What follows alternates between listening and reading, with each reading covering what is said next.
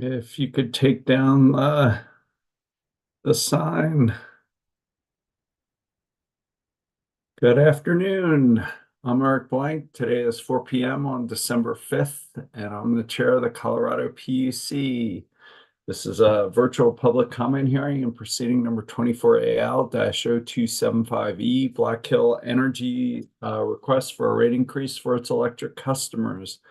Before moving into the public comments, we're going to start off with a short introductory of Black Hill's filing by the PUC director, Ms. White. Ms. White, you're up. Thank you, Mr. Chair. Good afternoon, commissioners. I will read a rather brief summary of the case just so to make sure everyone has the same level of information for the couple folks who are on right now.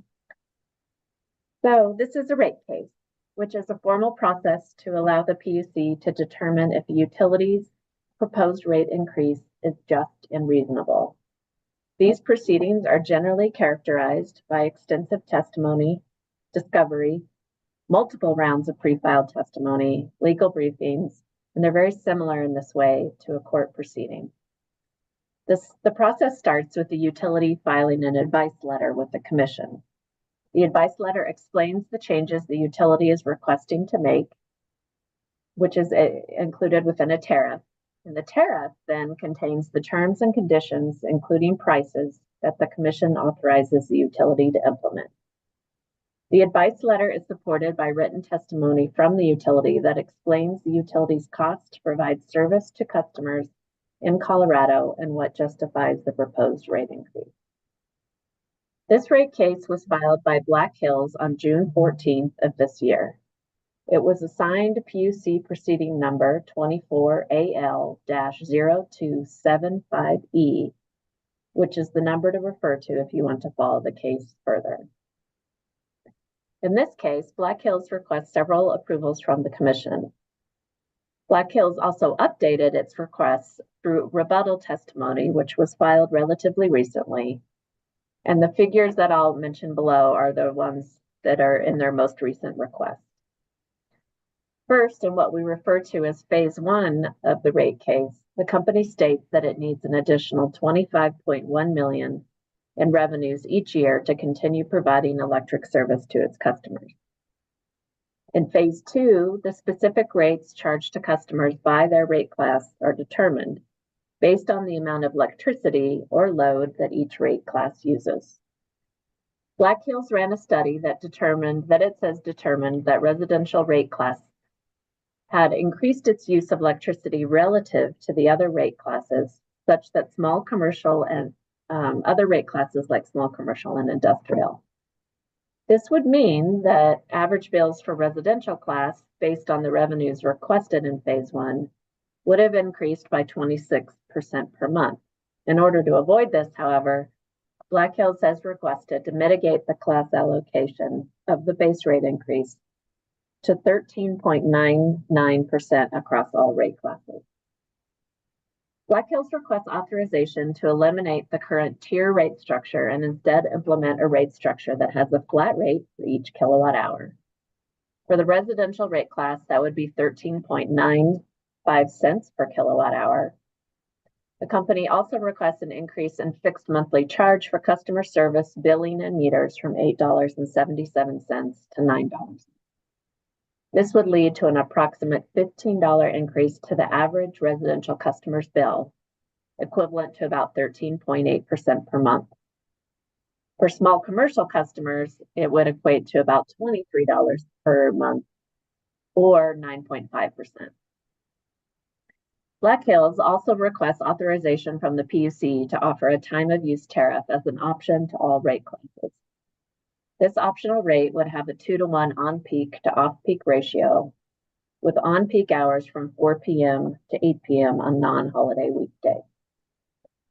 Numerous parties have intervened in this filing, including the trial staff of the Commission, the Colorado Office of the Utility Consumer Advocate, the City and County of Pueblo, as well as Pueblo Economic Development Corporation, Energy Outreach Colorado, several unions, the Colorado Solar and Storage Association, the Board of Waterworks for Pueblo, the Fountain Valley Authority, Colorado Springs Utilities, and then the City of Canyon City and the City of Florence, along with Electrify America, Western Resource Advocates, and Sierra Club, and lastly, Wholesome. The Pueblo Board of Waterworks, Canyon City, City of Pueblo, COSA, which is the Solar Association, Electrify America, Energy Outreach Colorado staff, the Utility Consumer Advocate, and Western Resource Advocates each filed answer testimony on October 11th of this year. On November 8th of this year, staff and EOC filed cross-answer testimony, and Black Hills filed rebuttal testimony. The Commission, as the commissioners know well, is currently conducting an evidentiary hearing where parties are cross-examining the utilities witnesses on their testimony. After that, the Commission will take up the matter for decision and set the just and reasonable rates to be assessed by Black Hills to its customers going forward. A decision is expected in February of next year. With that, Mr. Chair, I'll turn it back to you. Thank you. Thank you, Director White. I just want to start off thanking all of you for joining us here today and at the past three in-person public comment hearings held in Pueblo in October, in Canyon City last month. The public comment hearing is a critical part of this process, and for me, one of the most valuable, where we get to hear directly from impacted customers and other stakeholders. These are difficult and challenging issues, and we don't have all the answers, which is why hearing from you is so important. With that, can my colleagues introduce themselves for the record and share any opening comments? Commissioner Plant. Thank you, Mr. Chairman, and welcome to everybody who's here. My name is Tom Plant. I'm on the commission, and I just wanted to echo the chairman's comments. Thank you for participating today. We've done two in-person, I guess three in-person hearings, and two in Pueblo and one in Canyon City, but recognize that a lot of times people, because of their schedules or because of their location, can't get to those meetings, and so are really happy to offer this additional virtual opportunity for people to share their views with us. So appreciate you coming, and look forward to hearing your comments. Commissioner Gilman. Good afternoon, Commissioner Megan Gilman, and thank you all for joining us, and really look forward to hearing what you have to say and share, and just appreciate you sharing your time and experiences with us so that we can take that into consideration in this proceeding. Thanks. Thank you. Just a quick word on logistics. In terms of logistics, this public comment hearing, as Director White said, is being recorded. It will always be live, including during any breaks. There is a court reporter who is listening to this proceeding and will take down what you say for the record. This comment hearing is formal, like a court proceeding, and we ask that the audience be respectful of the speakers that comment today. In our role as commissioners at this stage of the process, we are here to listen and learn, and to make sure your comments are reflected in the record. We will not answer questions or respond to statements. Like a judge, we cannot engage in dialogue on this case that we're now in the middle of the evidentiary hearing. This case is ongoing, and we will not make any decisions until early next year. I will call on commenters today, starting with elected officials, and then proceeding in order by speakers who hold up their hand icon.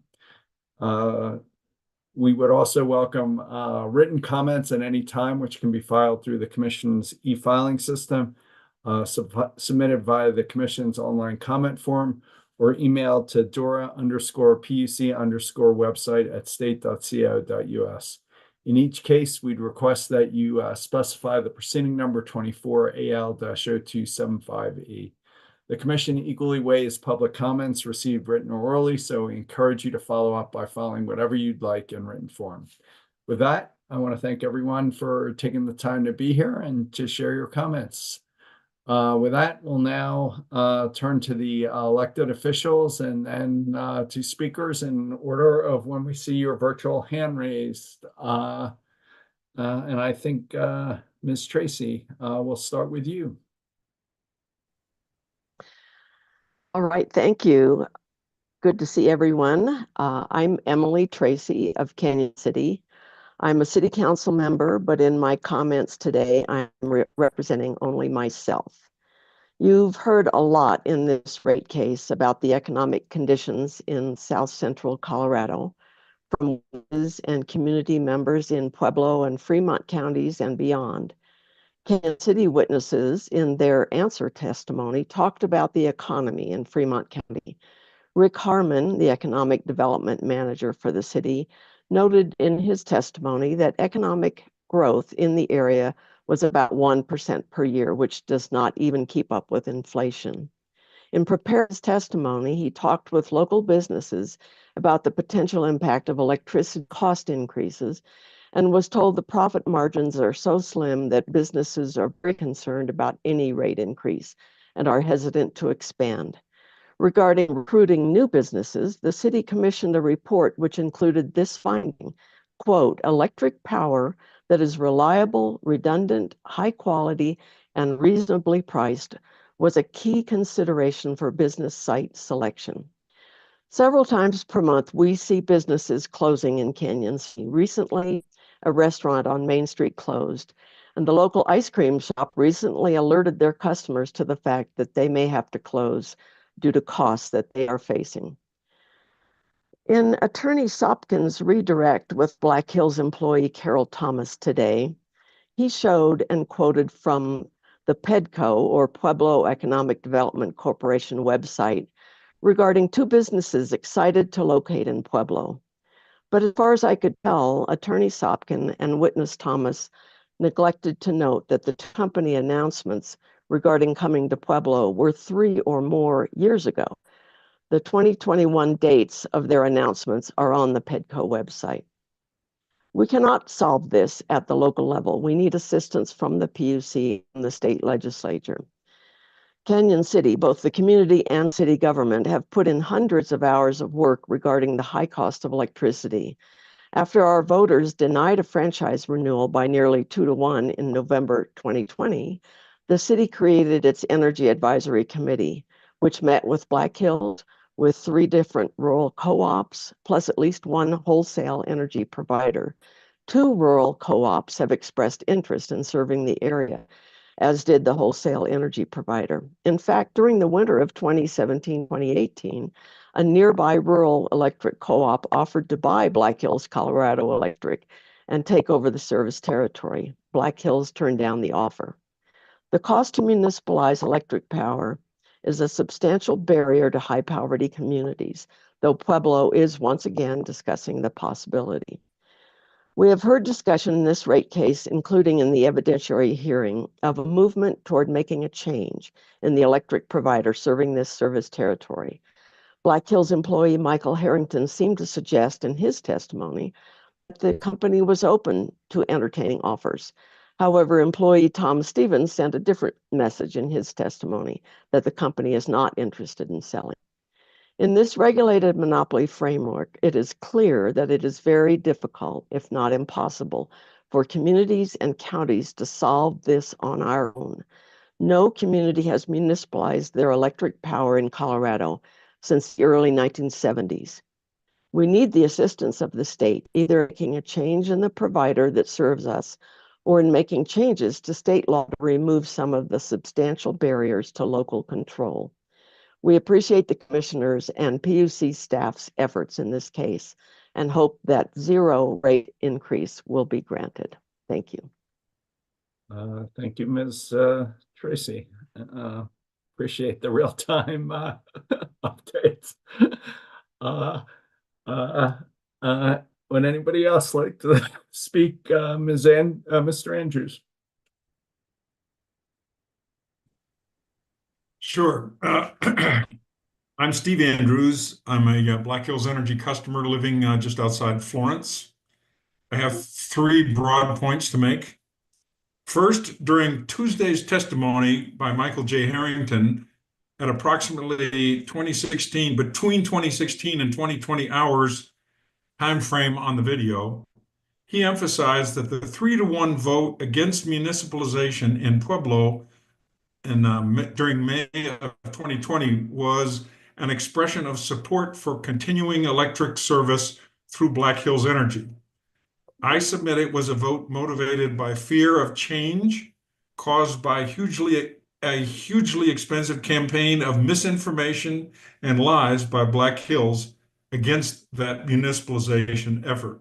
By the way, I've sent a hard copy of these remarks to make it easier for your court reporter. Why did Black Hills and their political action funder Pueblo Cares spend over 1.5 million flooding the airwaves with negative advertising prior to that 2020 election? Why did Black Hills balloon their advertising budget from $14,000 during 2017 to $803,000 during 2019? Why did Black Hills increase their budget for, quote, certain civil, political, and related activities, unquote, a line item in their FERC filing?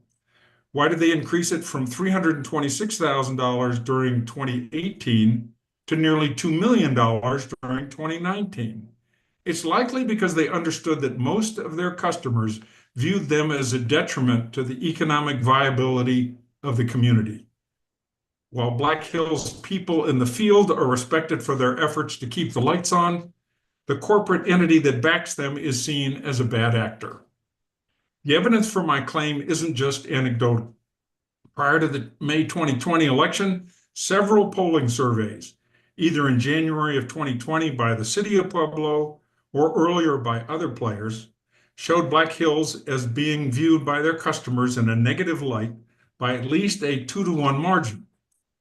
Here's the most damning observation from Severson and Associates based in Rapid City, South Dakota, summarizing their key observation from a survey conducted during 2017-2018.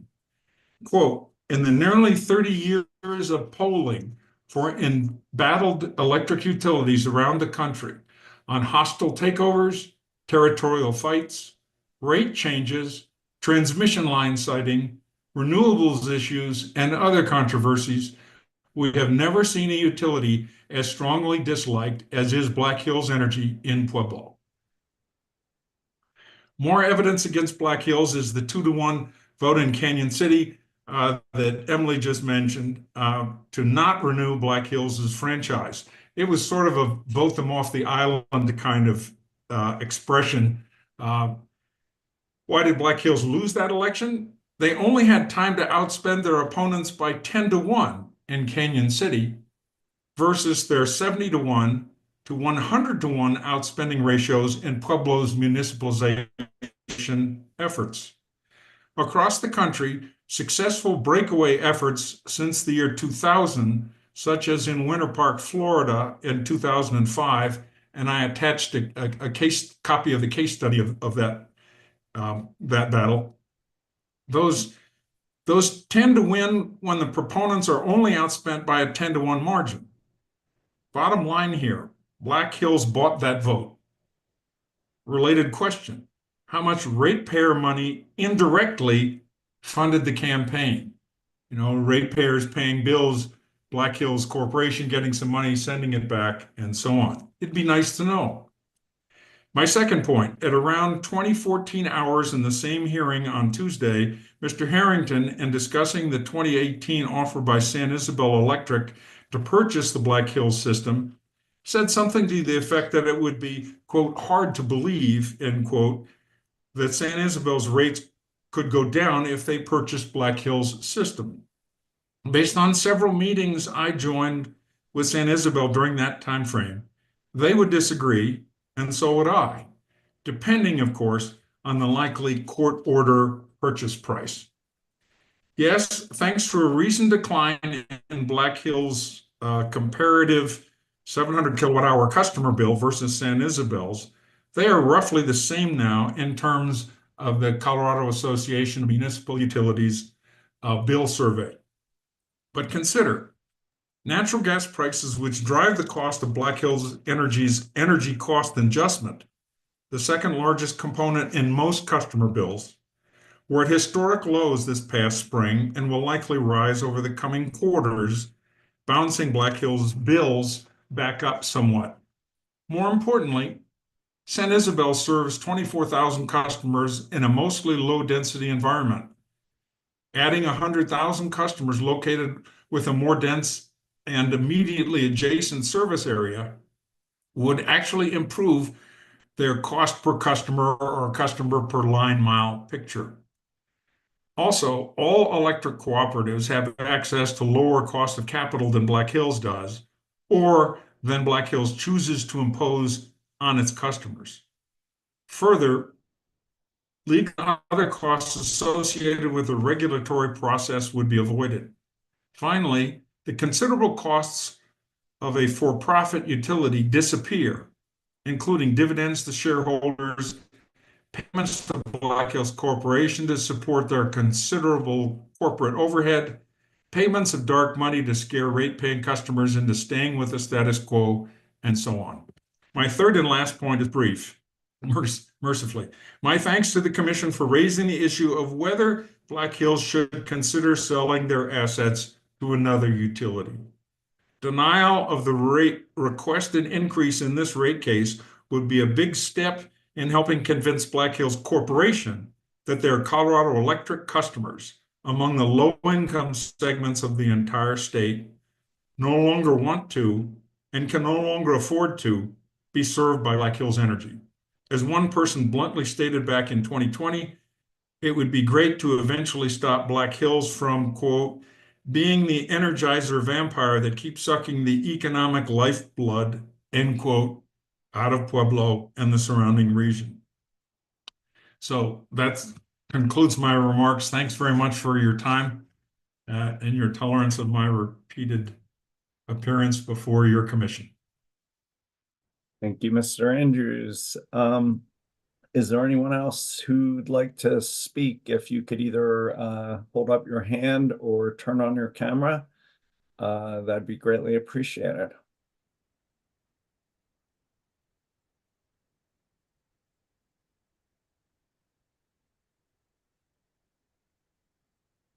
All right, let's take a break till 4:45, and we'll come back at 4:45. If Ms. Kunkel, if you can hold up a sign just saying we're on break. Well, there's a new person. Mr. Zonlo, would you like to speak? Nope. Let's take a break till 4:45, and if you could put up a sign, Ms. Kunkel, that'd be great. Thanks.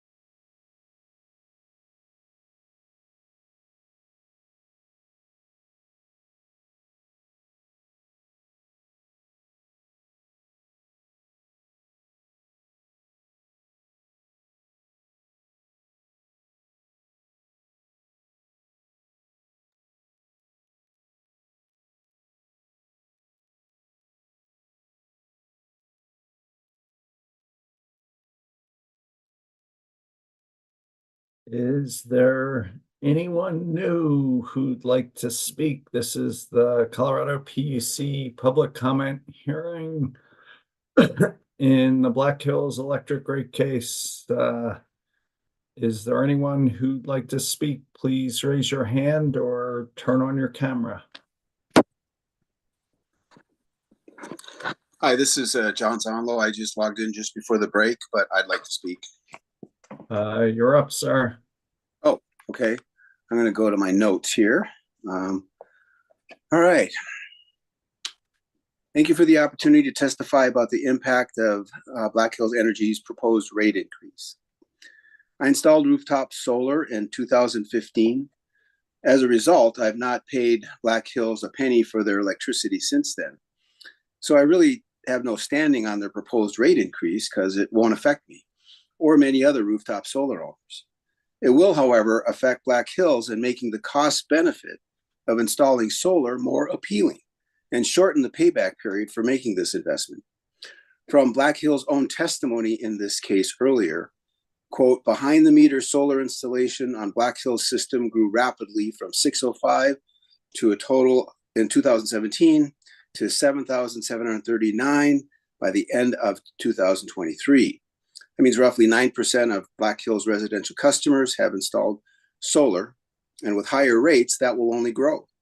So every time an existing Black Hills customer installs solar, Black Hills loses that customer forever. So their dilemma is a rate increase will be a burden to an increasingly smaller share of their customers. I do, however, have an interest in their allegation that net metering, which allows Black Hills to capture the surplus energy captured by our rooftop solar installations and sell it to their other customers, is a cost shift to non-solar customers. In testimony before the PUC in June, Michael Harrington, Black Hills lead attorney in the rate case, argues that non-solar customers are subsidizing homeowners who own solar systems. In his summary statement, he says, quote, it's important for the commission and other stakeholders to understand the impact net metering has on the company and the cost shifting that is occurring to all other non-net metered customers. Approximately 10% or 3.5 million of the requested deficiency in this proceeding is due to the impacts of net metering. While the company is not asking the commission to take action on this issue in this proceeding, the company believes all customers should be informed by the actual cost information to shed light on this growing problem. Why am I not surprised? What would a lawyer know about how net metering works? To claim that net metering requires a cost shift offends any sense of credulity. Understand what net metering does. It allows Black Hills to capture the solar energies my panels generate and send it to my neighbor who just turned on his air conditioning. Black Hills then gets to charge my neighbor 12 cents to 17 cents a kilowatt hour for electricity plus fees that my panels generated and traveled less than 10, well, maybe 100 feet through their grid. And yet they charge me for renting their net meter, which in turn primarily benefits them. So my point, net metering benefits Black Hills. It allows them to capture and sell at retail energy they did not generate. They should pay me for the meter and not the other way around. There is no cost shift. Cry me a river, but leave solar owners alone. We are off your radar screen forever. Thank you. Thank you, sir. If there's anyone else who'd like to speak, please turn on your camera or hold up your hand.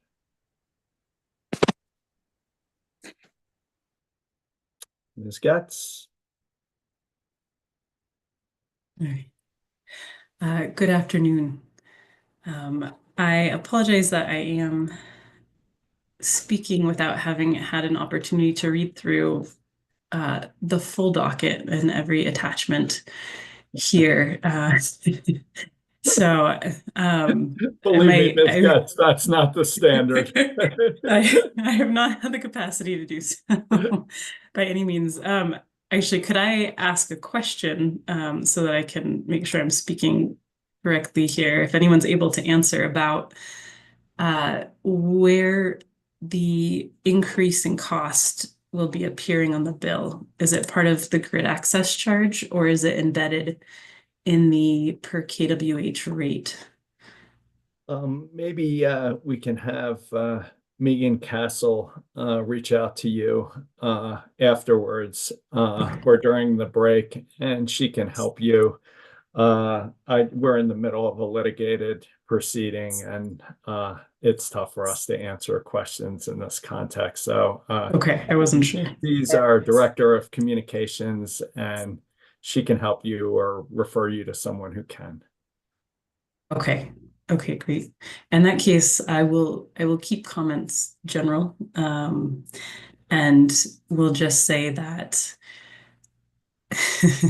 as someone who has been a resident of the city of Pueblo, a Black Hills Energy customer for a while, but also someone who works in the energy industry, first as the energy coordinator for Pueblo County, then for a rural electric co-op, San Isabel Electric Association, and now for Tri-State Generation and Transmission. I have a lot of insight into the day-to-day operations of utilities, particularly utilities around the state of Colorado, many of whom we serve as tri-state members. But of course, make it clear that I'm speaking here as a City of Pueblo resident. In no way am I speaking for or on behalf of Tri-State.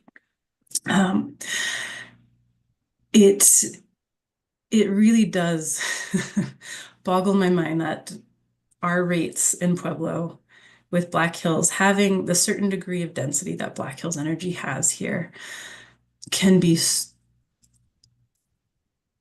exorbitantly high. I'll just put it that way, relative to all of the other utilities across the state.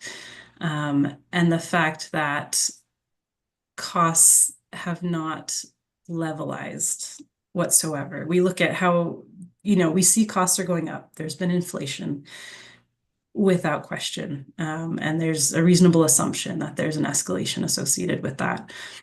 But when you look at the degree to especially rural co-ops, who have so many few meters per mile of line that they have to maintain, the degree to which they have managed to keep costs balanced and have their rates be far more gradual over time than what we have seen from Black Hills Energy. It is hard to believe that this is just a factor of very specific circumstances for our grid with Black Hills versus a certain degree of management that has come into play and decision-making around how power is purchased and financed, and some of the decisions that have been made at the corporate level. We know that Black Hills, or that Pueblo, is a community disproportionately impacted, as is. And so to have rates hitting our businesses and our households as strongly as they are today, the community cannot stand to take much more. And I acknowledge that these are very general comments, and there's only so much that you can do with these and walk away from with these. But it is crushing our community, and it is extremely painful to watch at this point. I'll say, so I am not anti-solar by any means whatsoever. I've been part of programs where we promote and sell solar, but from a utility perspective, I do see how rooftop solar does, from a balance sheet perspective, cost utilities, and that cost is recouped. A utility has a decision to make about how that cost is recouped at the end of the day. I know with Black Hills, there's a very low grid access charge, which is extremely appealing for solar customers. And there's good reason why people have adopted solar and are going solar. It makes good financial sense in our community, given the rate structure. But I do not doubt that a lot of this increase might be coming from a place of needing to recoup lost revenue from net metering customers. But I want to make sure, if that's the case, Black Hills is really responding in the most appropriate way to this loss of revenue, and allocating it adequately, because we know a lot of the most disadvantaged in our community may never have access to solar for one reason or another. And I do not want to see this cost be burdened, the burden of this lost revenue be picked up by all these other customers who do not have access to either community solar or rooftop solar the way that a number of members of our community do. And so I think raising the grid access fee would be the most equitable way to try and recoup some of these costs versus embedding it in a per kWh line item. And that's where I'm not entirely clear on exactly how they're intending to recoup costs. But I think to make it most equitable, at minimum, that is something that I'd like to see. I think that is all I can comment on at this point. I appreciate the opportunity. Appreciate you joining us. Thank you, Ms. Getz. Is there anyone else who would like to speak? Mr. Dante. Hi, thank you for your time to take comments. My name is Ken Dante. I'm a Black Hills customer in Pueblo, in the city of Pueblo. I'm also the chairman of the Energy Commission for the city, but I'm not talking in that capacity. Black Hills has come in and promised us rates, and then they hire new management and come and put another rate case in front of this. So they're very untrustworthy as a corporation. And I'll give you an example. The clean energy program, which they're in the middle of executing on, right, with their 300 megawatts of solar, and I believe it's 50 megawatts of battery, was really a good program. And in that presentation, they showed that rates would decline. A lot of it was associated with the energy cost adjustment being reduced. But almost a month after they introduced that, or gave their presentations to the various communities that they serve, they hired a new manager, and he came to town with a really massive increase in bills. So they kind of play the PUC, right? I mean, they know how to play the games. They've got much more capacity to litigate than the PUC has to absorb. This company is just bad for Pueblo.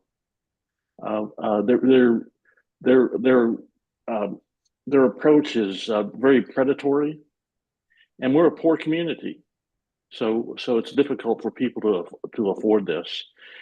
And most people don't know where they get their energy.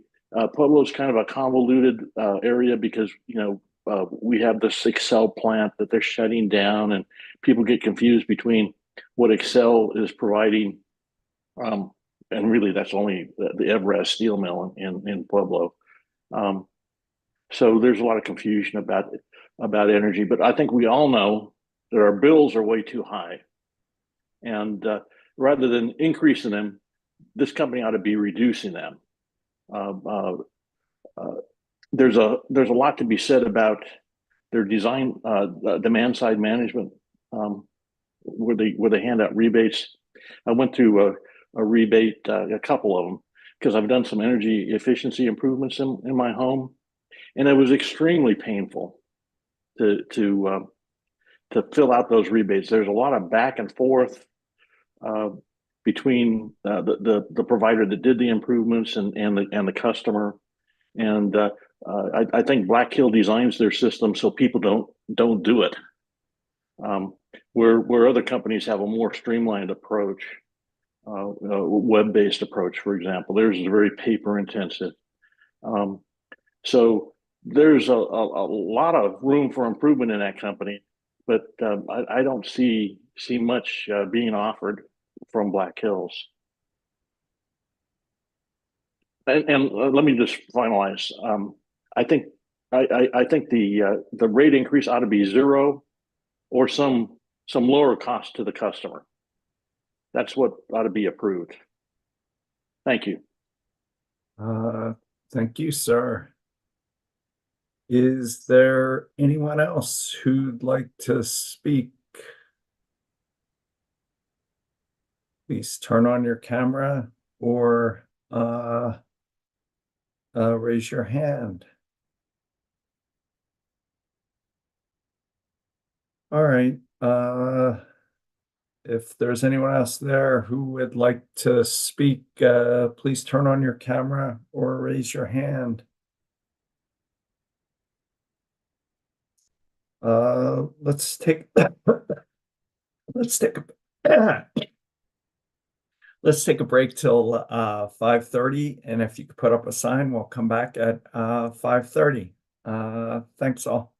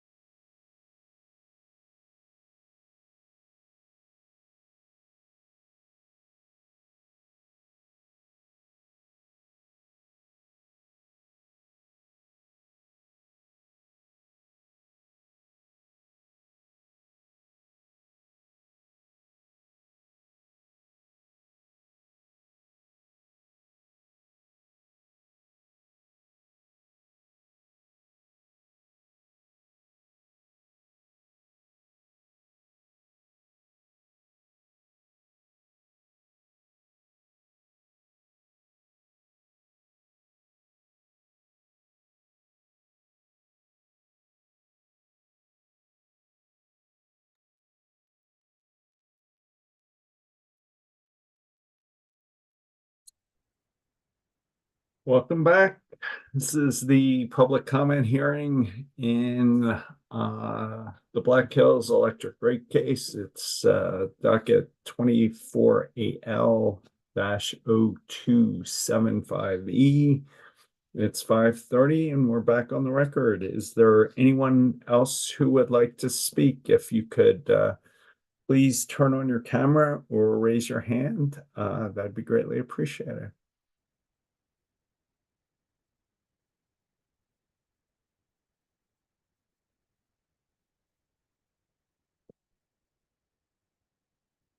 Going once, going twice.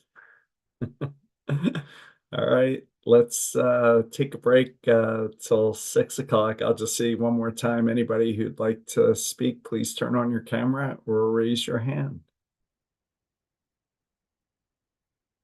All right, let's take a break till 6. Thanks.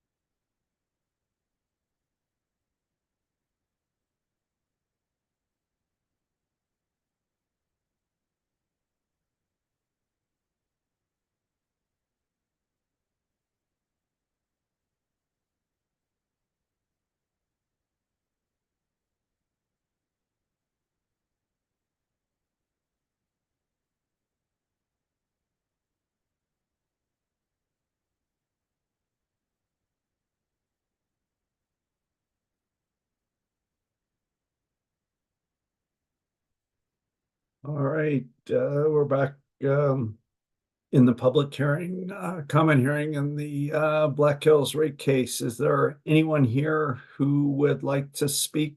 Please turn on your camera or raise your hand.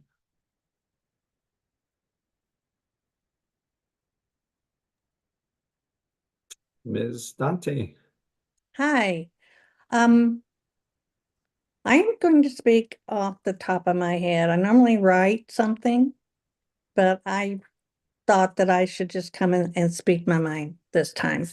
I'm retired, which means I'm over 65. And there are 20% of people that live in Pueblo that are on a fixed income like me. And it's really been hard to digest everything that Black Hills puts out there on the e-filing. I was looking at November 25th one day, and it just went on and on and on. And I finally had to take a break. I couldn't get through it all, sitting down for like 2 hours. There was so much. So it's been really hard to digest and keep up with what's going on. But I have read their 2016 annual report, and in that annual report, it did state that they had sold 49.9% of interest in PAGS, Pueblo's Airport Generation Station. And they sold it for $215 million and took all that money up to North Dakota to pay short-term debt and corporate expenses. In the meantime, they're saying that they've spent $37 million improving our transmissions and whatever, that they needed it for here. So, it just doesn't really make sense that they took $215 million out of our economy here that all of us have been paying on our bills. Then why should they need 37 million more from us? That's the thing that I guess is very, very frustrating to me. We, like everybody else has been saying, we're a low income society and we really cannot afford another rate increase. I just wanted to emphasize that, so that's all I have to say at the moment. Thank you. Is there anyone else who'd like to make comments? Let's see if there's anybody new. Steve first. Yes. All right, Mr. Andrews. Okay, my last bite at the apple. Thank you very much, commissioners. Again, Steve Andrews from Florence, Colorado. Your mission is a pretty tough one. I feel your pain. You have to deal with the concepts of what are just and reasonable rates. You have to examine in depth what are prudent expenditures and the like. On this topic of just and reasonable and prudent, there's something you may want to ask your staff to explore during this rate case if they have not already done so, and they may well have. It has not come up. Black Hills purchases 75 to 85% of their power from others. 56% of that is purchased from their own independent power producer at PAGS.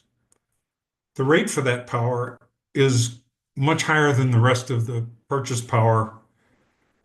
They pay $87 per megawatt hour.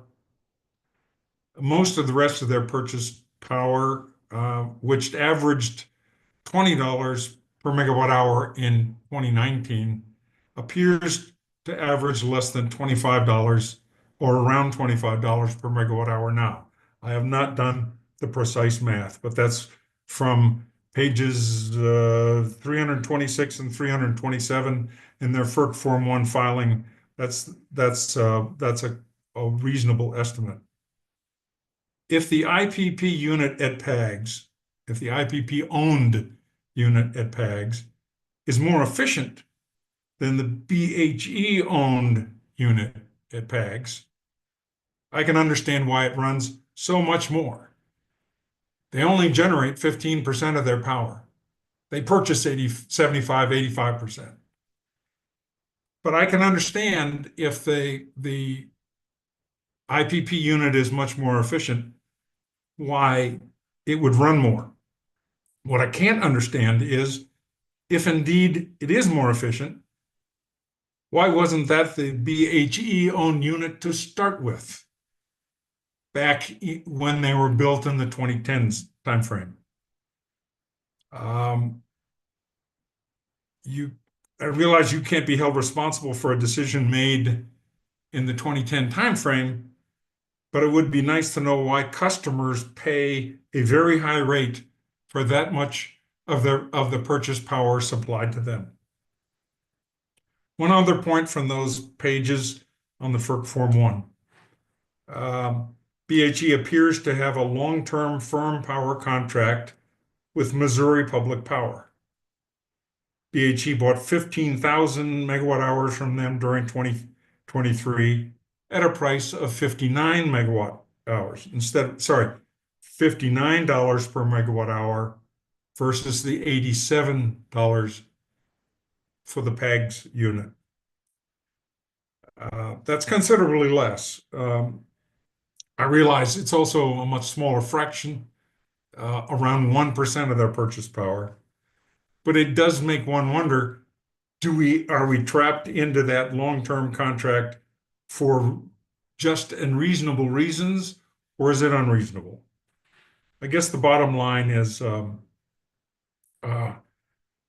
long-term, you are still faced with having to determine what is prudent for the ratepayers down here.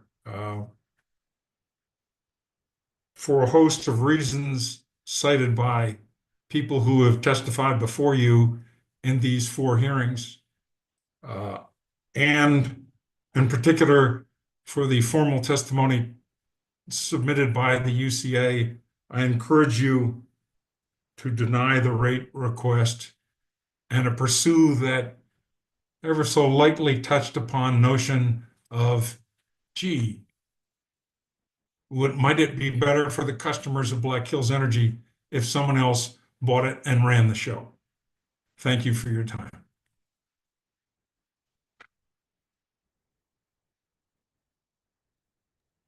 You're muted. Yep. Thank you, Mr. Andrews. Would anyone else like to speak? Going once, going twice, going 3 times. Let's take a break till 6:45. We'll reconvene at 6:45, and if you can put up a sign saying that, that'd be great. Thanks.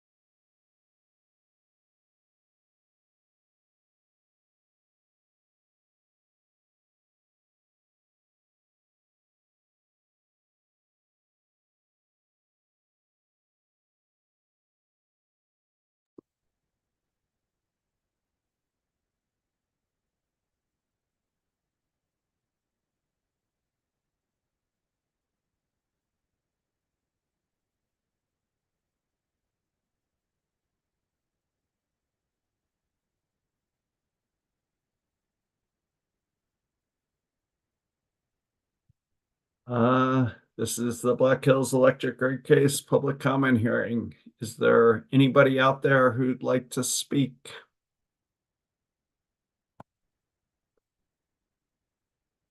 Going once, going twice, going thrice. With that, I think we're adjourned. Thanks to the both of you for a long day.